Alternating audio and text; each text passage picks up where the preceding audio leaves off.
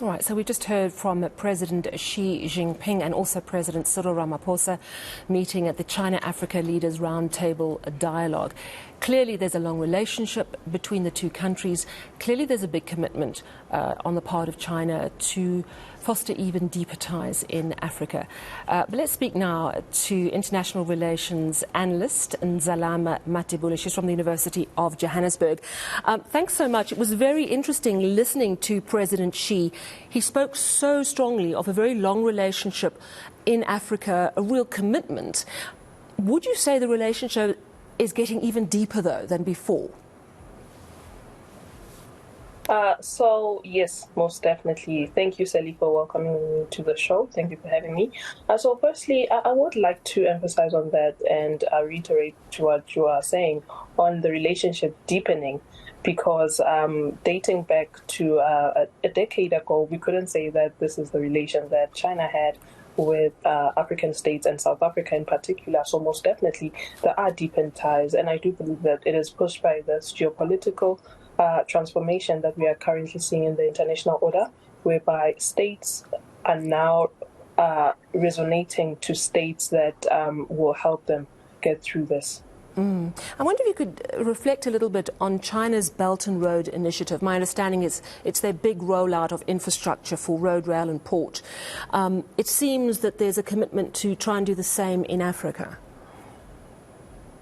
Most definitely. And with the Belt and Road Initiative, there's this initiative to build a road from China to African states that can enable trade in African states. So most definitely it comes with this developmental model of infrastructure, which is a very important aspect of any industry, or the industrialization of economies and development, likewise, and creating jobs. It was interesting that President Xi said that when he goes next month to G20, he's going to be pushing really hard for the African Union to have full membership of G20. Interesting for a number of reasons, because it speaks to letting African countries have more of a say, but also it speaks to this buzzword, or this phrase of a multipolar world, that a sense that a US-centric order it needs to change somewhat. What did you take? How significant is it that he's going to vouch for the AU at the G20? It is very significant. It is very significant because that's when you have African states seeing through their interests in multilateral partnerships. So it is very much significant, and it is what Africa has wanted and needs for the longest of time, to have a voice that can be very substantial in the international order and international community. So it's very, very important. But at the same time, simultaneously, I'd like to point out that Africa itself should have the agency to actually vouch for its platform in the whole international order, because in waiting for another country to do it, then that might just distort our whole order and our whole interests.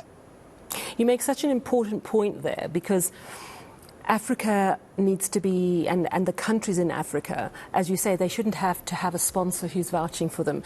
And also, it feeds into this concern that China is going to potentially come in, get more and more involved, and then basically run our affairs. And that's why I find it quite interesting when President Xi said we want to remove barriers rather than erect walls, and we reject the winner-take-all approach.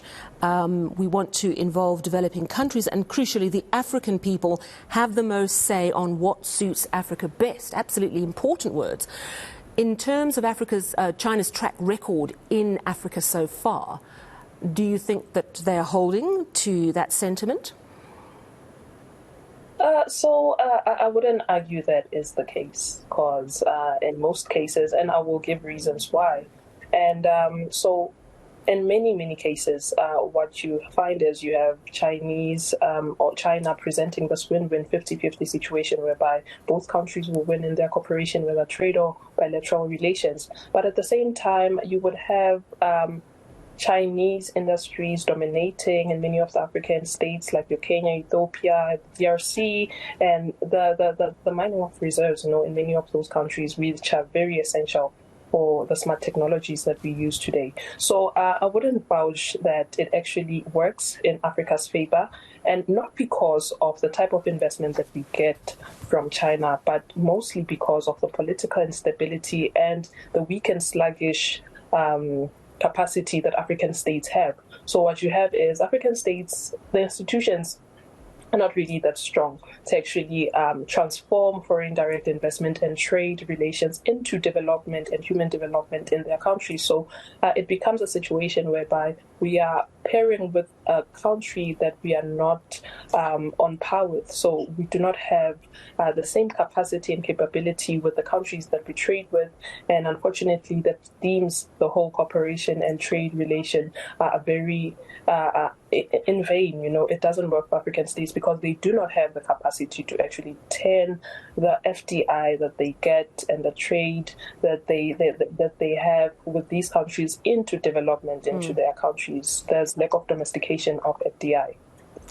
One of the criticisms that I've heard quite often is that, for example, Mozambique allowed Chinese fishing in its waters massively to the detriment of their own industry and also to the natural stocks there.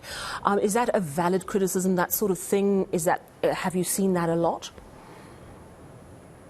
Most definitely. So here's what I was saying, that unfortunately we have a type of leadership in Africa that doesn't really cater for the vast majority in Africa. So when you get these trade relations and these investment proposals, unfortunately, they always resonate towards vested interests. And now that actually it really tarnishes the whole nature of trade and FDI, because unfortunately, even if the intentions are good, but the implementation becomes very bad. So we need African leaders to step up, African institutions to be strengthened in order for us to see these trade relations, this Brics order, our position within the whole transformed order actually work for African states.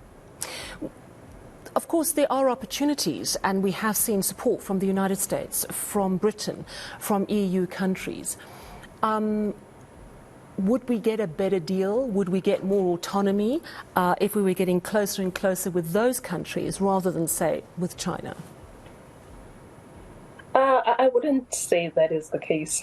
I wouldn't say that is the case, because it now remains with the autonomy of a country and how they can transform their economy and development. So it doesn't really matter. The question is not who we pair with, but really the question is in what capacity do you have to get into trade relations with certain countries, because unfortunately in the international order, in the international space, being the submissive country doesn't really do you much. It doesn't really help with seeing through your national interests. So you will become subordinates to other states that believe that they do have enough capacity to actually be key role players in the dialogue and shaping it. So it's not really about which countries we pair with, but rather it's about the internal enabling factors that still deem African states to be ungovernable and lacking capacity to actually implement development. And if you look at countries, particularly in Central Africa and West Africa, we've seen Niger, Burkina Faso, other countries that have fallen to queues, and there's not a great deal of infrastructure and order in terms of governance. But if we look at a country like South Africa, we're a democracy. We have one of the most advanced constitutions in the world. We have a free media.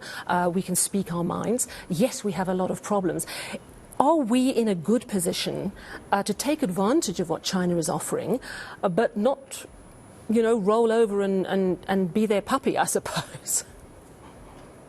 Most definitely. So firstly, we need to set out a clear framework of South Africa's development going forward, because one thing that we have to be careful of is the problems that we had in 1994 can never be the same problems that we had in 2008 after the economic crisis. And these are not problems that actually share sentiments with a post-COVID, post-coronavirus dialogue. So it's very important that we actually reshape and revise our frameworks as to what are the key priorities that we should be addressing right now, and how would we align it with the Brics order and all the offerings that we are having from China and the Asian countries and the Brics order itself. So it's very important that we set out a clear framework, like the NDP that we have towards 2030, and see how it can work together with the Brics order and our partnership with many of the Brics countries. All right, thank you so much for speaking to us this evening. International Relations Analyst Ndzalama Mathebula. She's from the University of Johannesburg. Let's bring in